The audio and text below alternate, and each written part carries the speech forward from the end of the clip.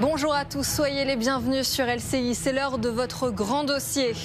Une France qui va droit dans le mur. C'est l'avertissement solennel lancé par les patrons et les syndicats. Ensemble, ils montent au créneau. Il faut de la stabilité politique. Il faut restaurer la confiance. François Omril fait partie de ceux dont la voix s'élève. Le président du syndicat des cadres, la CFE-CGC, est notre invité dans le grand dossier.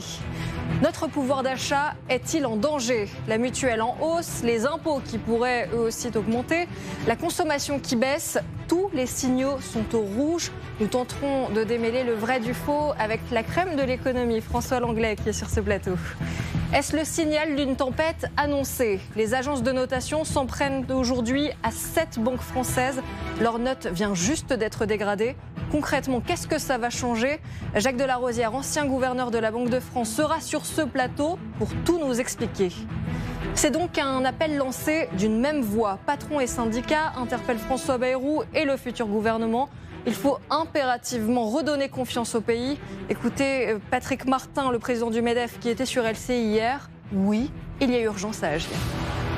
Moi, je pense qu'en instantané, je connais la définition technique de la récession, 2 trimestres d'affilée de baisse de la production, mais à l'instant où je vous parle, je suis malheureusement affirmatif en espérant me tromper. Je pense que nous sommes en récession. Il n'y a plus un moteur de la croissance qui est allumé, sauf peut-être, et ce serait fâcheux, l'investissement public, alors qu'on est si endetté. Et pour en parler sur ce plateau, on est avec Valérie Nataf, éditorialiste politique. Bonjour LCI. Émilie. Bonjour Valérie.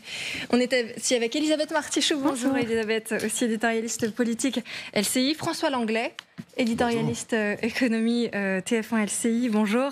Et François Omril. Bonjour. Bonjour. Soyez le bienvenu, président de la CFE-CGC. Alors, si on vous a invité, notamment ce matin, déjà, c'est parce que ça nous fait très plaisir, cet après-midi même, mais vous signez ce matin un appel avec les autres syndicats et le patronat, sauf la CGT, ça il faut le dire, pour alerter.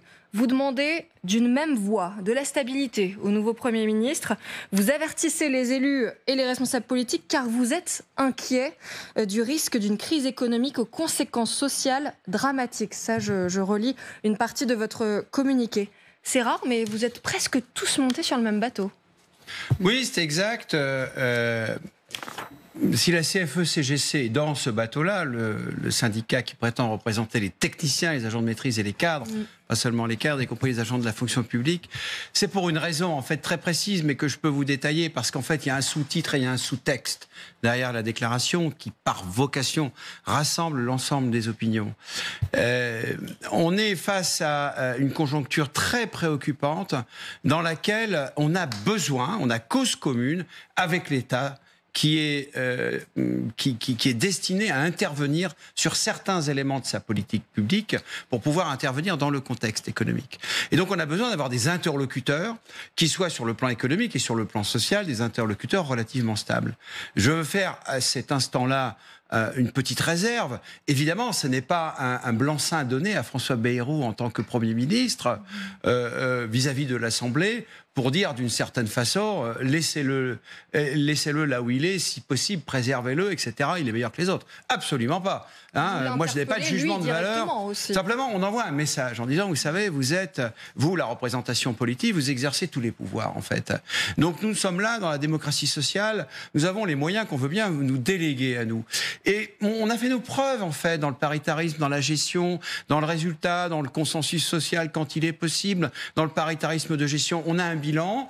Et aujourd'hui, on est finalement un peu désœuvré parce que l'État qui a voulu prendre tous les pouvoirs, y compris nous expulser du champ dans lequel on était en opération, aujourd'hui, l'État n'est plus en situation de prendre des décisions.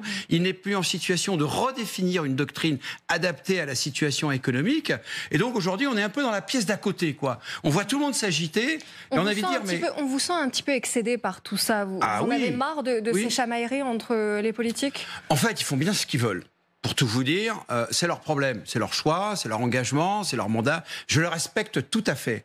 Sauf qu'il y a quelque chose qui a changé depuis 20 ans, c'est que les décideurs, donc en vérité les pouvoirs politiques en place et les gouvernements qui sont à l'appui de ce pouvoir, ils ont décidé d'expulser pièce par pièce les partenaires sociaux du champ dans lequel ils opéraient.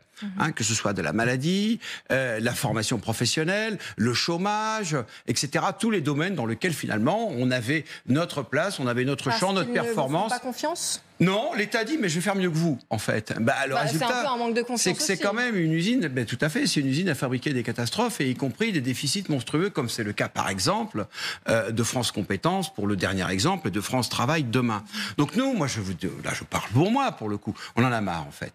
On en a marre d'avoir affaire à des gens qui ne connaissent pas trop, finalement, le réel, et qui n'ont pas trop vocation à prendre des décisions de long terme pour vraiment avoir un impact sur les conjonctures, et qui s'immergent dans la gestion, en disant mais je vais mieux gérer que vous. Mais en fait non, c'est pas vrai. Tout le prouve. Donc on a envie de dire arrêtez tout. Si évidemment vous n'êtes pas capable de définir des politiques à long terme, de faire des choix politiques, parce que faire de la politique c'est faire des choix. Au moins sur le champ sur lequel nous on a fait nos preuves, sur lequel on a montré qu'on était capable de faire des accords, de prendre nos responsabilités, de modifier des paramètres, laissez-nous tranquilles en fait. Ouais. On sent cette colère qui monte, Valérie Nataf. Il fallait s'y attendre, mais en tout cas voir le patronat et les syndicats signer d'une même main sur un papier, c'est quand même un signal fort. Alors, c'est vrai que cette unanimité, à l'exception, vous l'avez dit, de la CGT, ça indique quelque chose. Vous dites, on ne fait pas ça pour François Bayrou. Mais d'une certaine manière, vous le servez. Parce que cette pression que vous exercez, elle consiste aussi à mettre les revendications politiques de tel ou tel un peu sous le boisseau au nom de l'intérêt général. Je vous rappelle que c'est le mandat que le président de la République a confié à François Bayrou, c'est de composer un gouvernement d'intérêt général. Par ailleurs, je vais me permettre quand même de rebondir sur une chose ou deux que vous avez dites. Vous dites, ces politiques ne connaissent pas le réel. Je trouve que dans l'état dans lequel est la France en ce moment, les accuser une fois de plus de déconnexion ne sert ni vos projets, ni ceux de la classe politique. On peut en discuter, mais là, vous jetez une opprobre sur eux que je trouve, pour aujourd'hui, un peu décalée. Et dernière chose, et j'en terminerai par là, est-ce que vous profitez de l'état de déréliction de cette classe politique pour, d'une certaine manière, remonter sur scène? C'est un peu Starmania, j'aurais voulu être un politique. Non, pas du tout. Enfin, c'est une question. Oui, absolument. Je peux y répondre. Non, on n'a pas ce besoin-là. Toutes les enquêtes le montrent, et notamment depuis le conflit des retraites, pour lequel on a gagné la bataille de l'opinion, pour le coup, et c'est important pour nous, important pour moi, en tout cas. On a un degré de confiance des Français qui est très important. Donc, moi, je pense que... Et un taux de syndicalisation très faible. Vous savez, si vraiment le taux d'adhésion à un parti ou un syndicat faisait la notoriété, aujourd'hui, personne ne serait en situation de gouverner. Je dois vous dire que moi-même, d'organisation qui ne prétend pas être la première, avec le nombre d'adhérents que j'ai, j'en ai plus que pratiquement tous les partis politiques confondus. Donc c'est pas le taux d'adhésion qui compte, c'est le taux des voix qu'on représente, le taux de participation dans les entreprises, le taux d'adhésion aux syndicats, ce que ce soit en termes d'opinion ou en termes de participation aux élections. On n'a pas à rougir devant le bilan des partis politiques. Donc j'ai pas de problème par rapport à ça. Je peux me confronter. Je suis dans un espace différent.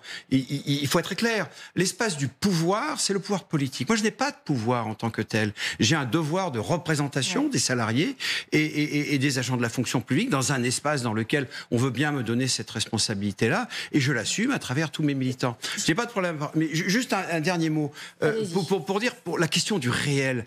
Mais non, je suis absolument pas d'accord avec vous. On a un vrai problème de connexion avec le réel et de pouvoir politique qui nous dit je n'ai pas le choix. Mais faire de la politique, c'est faire des choix. C'est exercer sa capacité à impacter le réel. Un seul exemple.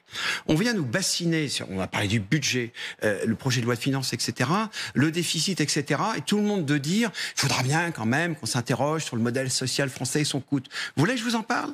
Vous voulez vous-même faire l'étude ? Vous savez quelle est la surface aujourd'hui des 5 organismes, des 5 caisses de sécurité sociale, de ce qu'est leur déficit, de ce que c'est que l'endettement ? Eh bien, je vais vous dire aujourd'hui, preuve à l'appui, qu'en 2023, l'ensemble des 5 caisses, y compris la CADES, se sont désendettées. Et qu'en fait, le bilan est bien meilleur que le bilan de l'État. On peut objectiver les chiffres, on peut regarder, on peut convoquer. Je ne vais pas rentrer dans le détail, je peux le faire, mais je vais saouler tout le monde. Donc, moi, j'en ai marre, en fait, de ce discours politique qui vient dire le problème en France, c'est le social. Non, en fait, c'est la solution. Et il faut vraiment qu'on s'interroge autour des voies et des moyens pour vraiment travailler sur la participation de tout le monde à cet effort qui permettra d'aller dans le bon sens sur le plan économique. Et on va avancer dans le débat parce qu'on a beaucoup de choses à vous montrer sur lesquelles on voudrait que vous puissiez réagir, notamment sur ce qu'a dit Patrick Martin hier soir sur LCI. François Langlais, vous l'avez entendu, il dit bien que la France est en récession. En revanche, quand on entend ce que dit François Villeroy de Galhau, le gouverneur de la Banque de France hier, alors lui, il est beaucoup plus nuancé, il est moins inquiet même pour l'avenir. Regardez, l'économie française tient avec une croissance ralentie. Ce n'est pas encore la reprise espérée, mais pas non plus la récession que certains craignent. Nous ne voyons pas de récession pour l'an prochain. Il faut croire qui ? Vous savez, en fait, François Villeroy de Galhau dit plus 0,2. 0,2, c'est le PIB de la France sur une demi-journée. Probablement Patrick Martin nous dirait c'est moins 0,2. On est vraiment autour de zéro. Que ça soit un plus ou un moins devant, c'est presque secondaire. En fait, de facto, la France n'a plus la croissance qu'elle avait connue il y a quelques années. C'est pas tout à fait nouveau, ça s'est aggravé, mais ça fait plusieurs années que le rythme de l'activité plafonne aux alentours de 1%. On sera probablement pas à ce niveau-là aujourd'hui. C'est vrai que j'ai été interpellé par les prévisions de la Banque de France, qui sont généralement de bonne qualité, qui disent 0,9 l'année prochaine, mais ça ne suffira pas à faire baisser le chômage, ça ne suffira pas à réduire nos déficits, ça ne suffira pas à relancer l'investissement privé et public pour qu'on se prépare aux défis de demain.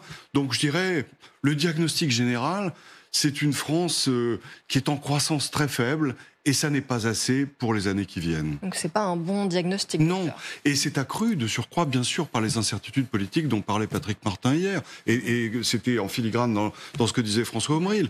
Et on voit cette croissance assez faible, c'est ce que vous disiez justement. Voilà, vous voyez qu'on est aux alentours de zéro. On a du mal à repartir, en tout cas. Bon, cas. la France est à 0+, l'Allemagne à 0-, c'est pas brillant. Il n'y a pas de quoi tirer un feu d'artifice. C'est pas non plus une catastrophe, mais si on veut préparer l'avenir, il faut qu'on sorte de cette ornière, d'autant que dans le même temps, vous le savez, les États-Unis caracolent avec des créations d'emplois très importantes, avec une innovation qui est évidemment très importante aussi pour l'économie mondiale, mais desquelles nous sommes malheureusement les sous-traitants. Donc c'est ça les sujets stratégiques de demain. Et face à ça, on a un pouvoir politique entravé. Autant je partage tout à fait le plaidoyer de François Omril pour la gestion sociale. Il faut la réhabiliter. Il a tout à fait raison de dire que... Et vous n'avez pas parlé de l'Agirc Arrco, mais qui est aussi une gestion de la retraite qui a été très précautionneuse et où on a non seulement on n'a pas de dette, mais on a des réserves pour les années qui viennent. C'est un modèle. L'Agirc Arrco est un modèle pour la gestion de notre système de retraite.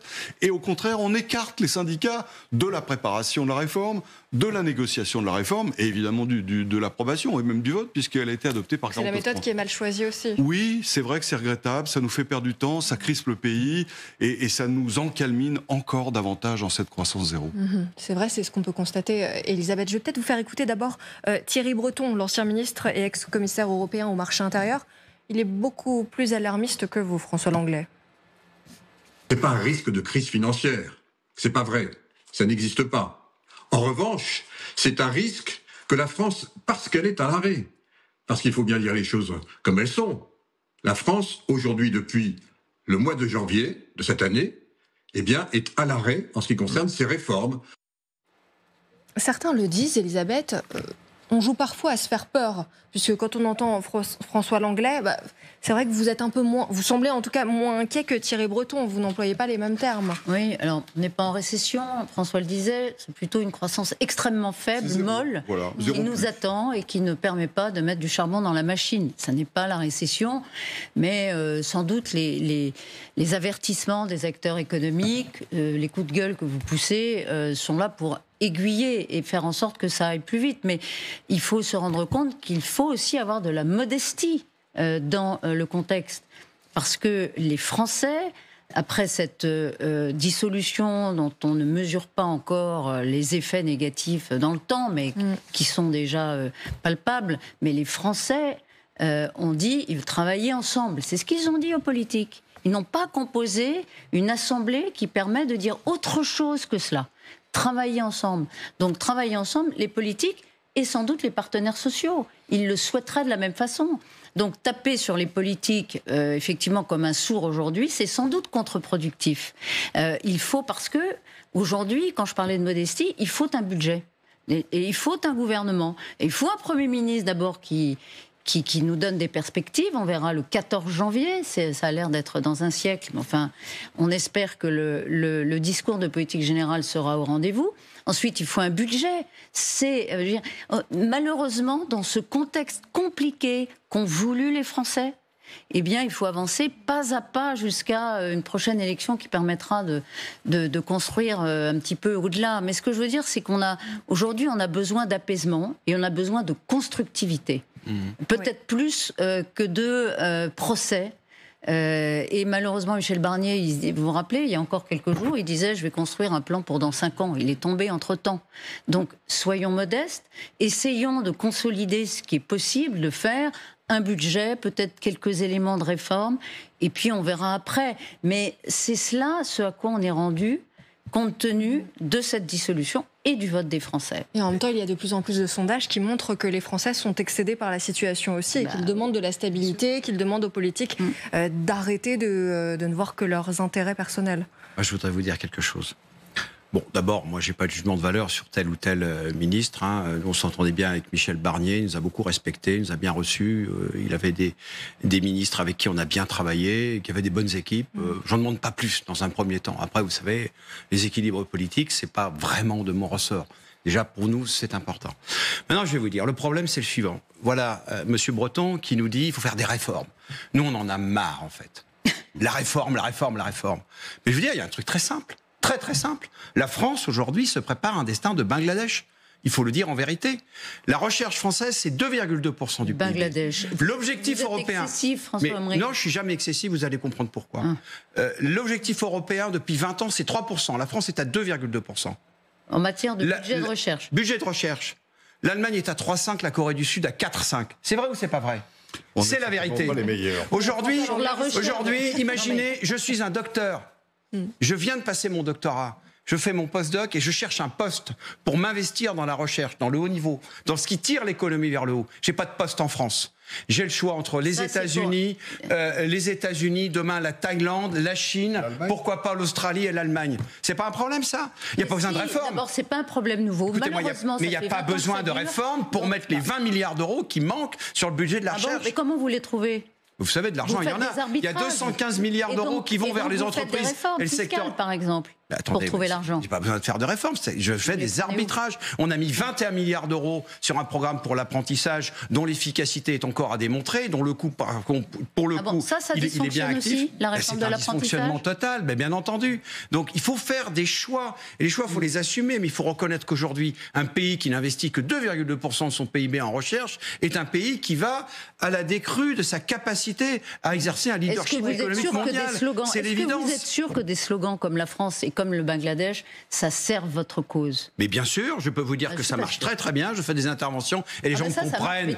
Les gens, ils me comprennent. Quand je leur dis, quand je parle à des gens, des directeurs de recherche au CNRS, qui passent 90% de leur temps à chercher des financements, qui n'ont plus une seule seconde à consacrer à la paillasse et l'encadrement de leur recherche, croyez-moi, ça leur parle. D'une certaine manière, vous dites la même chose dans des termes différents, qu'un Mario Draghi, qui a proposé qu'en Europe, on y a un investissement massif dans la recherche, mais à l'échelle européenne. Pas à l'échelle nationale. Je parle sous le contrôle de François Langlais. Mais est-ce que c'est pas plutôt ce type de moteur qui nous manque pour l'instant, et cet appel de Mario Draghi à beaucoup plus d'investissement, de volontarisme au niveau européen, plutôt qu'un slogan, pardon, je vais reprendre le terme d'Elisabeth Martichoux, sur « la France c'est comme le Bangladesh ». C'est pas ce que j'ai dit, premièrement. La France se prépare à un destin, effectivement. Vous savez, quand on base toute l'économie sur une soi-disant politique de l'offre, où tout est réductible au coût salarial, on a effectivement un problème.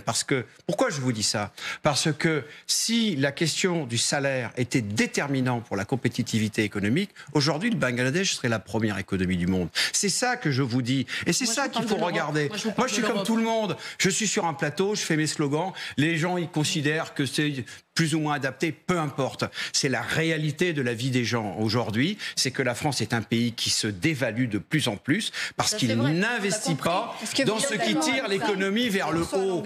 Et moi, j'entends Thierry Breton me parler de réforme, et je vous dis, au nom de mon organisation et des gens que je représente, des gens qui travaillent dans l'aéronautique, qui pilotent des centrales nucléaires, en fait, on en a marre de ce discours de la réforme pour sauver tout le monde. Prenons les cas concrets, regardons où il y a des problèmes, où il y a des problèmes de financement, pour le coup. Faisons des arbitrages, mais arrêtons de nous dire il n'y a pas le choix d'une autre politique. C'est ça qu'on ne supporte plus. François Langlais, est-ce que vous comprenez ce coup de gueule?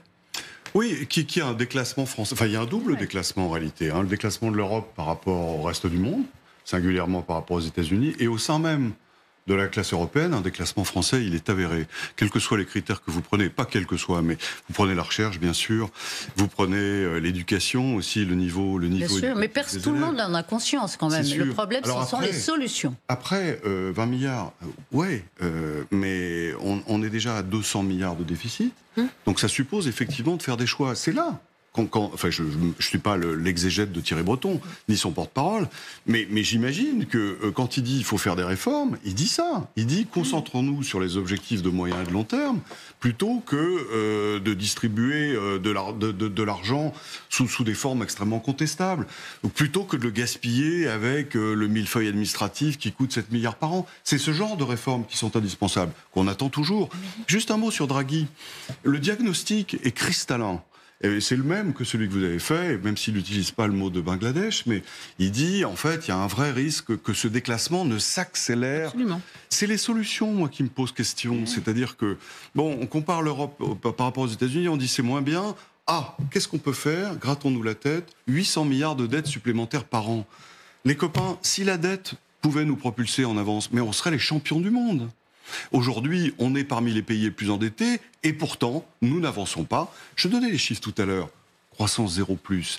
Ça se fait avec un déficit de 200 milliards d'euros annuels. C'est-à-dire qu'on met dans la machine à faire des saucisses des vaches pour 200 milliards et il ne ressort quasiment rien. C'est ça le problème. Pourquoi? Parce qu'on n'a pas l'offre qui permet de répondre à la demande des Français. Donc quand les Français ont de l'argent, ils achètent chinois, allemands ou patagon et ça fait tourner les usines là-bas. Donc ces sujets-là, je ne suis pas sûr qu'on puisse les traiter avec un supplément de dette. Malheureusement, je veux dire, les États-Unis, les recettes des États-Unis, et c'est ça qui leur donne une vitalité en matière de recherche qui est formidable, c'est plus de travail. À tous les étages. Plus de travail, les Français doivent travailler plus vite, plus davantage, dites-vous. Mais attendez, il y a juste 3 critères. C'est plus de travail, mais beaucoup plus de travail.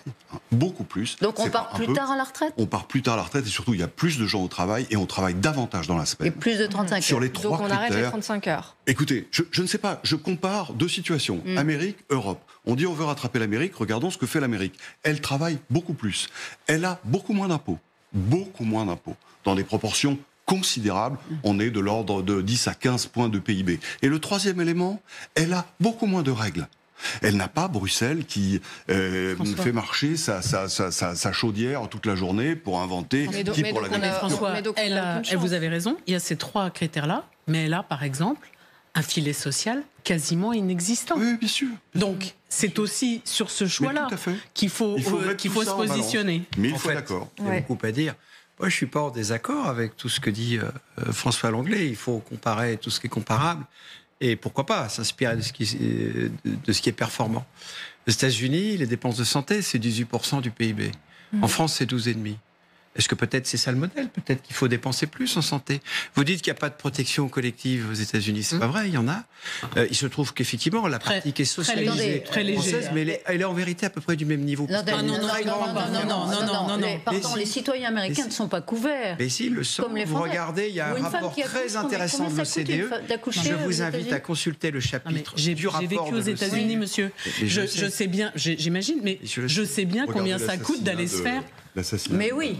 Mais il y a dans les dépenses de santé, c'est dans le rapport, ou à moins que les personnes qui ont travaillé sur ce rapport sur l'état de la santé dans le monde, il y a une partie qui est socialisée aux États-Unis comme en France. C'est pas les mêmes rapports. Ça coûte beaucoup plus cher à chaque citoyen américain. Les dépenses totales, et y compris dans le privé, quand on vous fait un contrat aux États-Unis, vous savez très bien, la prise en charge de la mutuelle fait partie du contrat. C'est absolument pas comparable. Plus cher à chaque citoyen. C'est pas comparable. Mais ce que je dis, c'est que dans tout, enfin, si on prend des exemples comme ça, on va trouver tout un tas de cas où on sera différent. Donc comparaison n'est pas raison, c'est ce que vous voulez dire. Mais comparaison n'est pas toujours raison. Il y a peut-être des bons exemples. Moi, je vais vous en donner un. Je vous l'ai cité tout à l'heure. Un post-doctorant aux États-Unis, il a des moyens de fonctionner, de travailler, d'être encadré, de se loger, qu'il n'a pas en France. Pour le coup, les États-Unis, c'est un pays attractif pour des gens qui ont une formation de haut niveau. Mais il faudrait peut-être s'en inspirer. J'ai croisé il y a quelques jours un éminent oncologue qui travaille beaucoup sur l'IA français. Il était en la Californie. Il vient de revenir en France, et tant mieux pour nous. Il revient en France. Pourquoi? À cause du système social. Parce qu'il dit, j'ai une femme, j'ai des enfants, je ne veux pas donner ce modèle aux États-Unis. Donc vous voyez, on peut inverser les choses et on le sait. C'est difficile parce qu'il y a un modèle culturel. Alors, il y en a plus qui partent, qui reviennent. Vous savez, c'est un peu comme si on nous disait on va mettre en France le verbe à la fin de la phrase. Parce que c'est ce que font les Allemands, c'est plus efficace. Bon, ça n'a pas toujours. Mais donc ces comparaisons sont juste des précisions de François Langlais. Il faut évidemment ne pas comparer sur un seul point. Il y a un modèle de société qui est très différent. Mais pour aller dans les pas de François Emeril, c'est vrai qu'un chercheur aujourd'hui... Oui, qui reste en France, bon, au CNRS, en fin de carrière, il aura un salaire supérieur au salaire moyen, mais qui ne s'en éloignera français. Mais c'est incontestable sur la recherche, c'est incontestable. Aux États-Unis, c'est 250 000 $ par an. Au moins, il aura un poste. Sur la recherche, c'est un jeune chercheur, il n'aura pas de poste. Mais ça, l'affaire, elle est réglée. Hein. Il ira travailler ailleurs. Ouais. Et pardon, est-ce que je peux poser une question personnelle, François? Oui. Allez-y, Elisabeth. Vous avez tiré à balles réelles, j'ai l'impression. Redites. Est-ce que vous avez retrouvé un boulot? Merci de me poser la question. Effectivement, vous faites référence au fait que... alors pour le coup... Et qu'est-ce que ça vous apprend par rapport à la situation, puisque ça, oui, alors écoutez, si vous me donnez... J'ai 30 secondes, 1 minute, je peux répondre. Donc moi, en novembre, c'était le mois dernier. En fait, voilà, moi je suis salarié d'une entreprise qui est anciennement dans le grand groupe Péchinet. J'ai commencé ma carrière dans le groupe Péchinet, une carrière de chercheur au passage. C'est pour ça que je suis un peu vindicatif sur le sujet. Vous êtes ingénieur? Je suis ingénieur, j'ai fait de la recherche au CNRS, j'ai fait mon doctorat en physique, etc. Et donc j'ai fait ma carrière dans l'entreprise. J'ai été responsable de fabrication. Je suis sur un site en Savoie qui, depuis 26 ans, un petit site, 170 salariés, et qui, après l'explosion du groupe Péchinet, est devenu désormais une PME dont l'actionnaire a été un peu inconséquent, en tout cas qui a été manquant, et donc on est passé par une phase de redressement judiciaire, et l'entreprise qui a racheté la boîte n'a repris que 120 salariés sur 170, je n'étais pas sur la liste. Voilà, c'est très simple. Donc j'ai effectivement été confronté à cette réalité de milliers de personnes qui se retrouvent comme ça du jour au lendemain, devoir considérer que quand ils vont fermer la porte de leur bureau, dans lequel ils ont enfermé de fait des dizaines d'années d'expérience et de vie, ben, ils n'y reviendront jamais. Donc je l'ai ressenti et je sais ce que ça fait désormais. Par contre, je ne veux absolument pas me comparer avec la situation réelle et concrète de tout un tas de personnes dans ma condition d'être licencié économique, qui pour eux sont vraiment confrontés à la précarité et au tunnel que ça représente. Moi j'ai 63 ans, j'ai par ailleurs un boulot encore pour 18 mois, je suis président de l'organisation, je vais le rester. Pour le coup, c'est le chômage qui pourvoira à ma subsistance et après on verra bien. Voilà, mais pour le coup, ce dont je veux témoigner, c'est de ce que ça représente pour quelqu'un tout d'un coup de se retrouver avec une porte qui se ferme et qui ne se retrouvera pas et qu'on n'y est pas préparé d'une certaine façon, quelle que soit la justification. Pour ce qui me concerne, je dois vous dire, je suis très heureux que l'activité continue et qu'il y ait des gens qui continuent à y travailler. C'est très important, c'est le plus important pour moi. Mais par ailleurs, et effectivement, il existe une conjoncture, il existe une contingence, il faut l'affronter. Pour moi, c'est pas un problème. Pour d'autres, pour l'immense majorité des gens, c'est un problème vraiment grave et très préoccupant.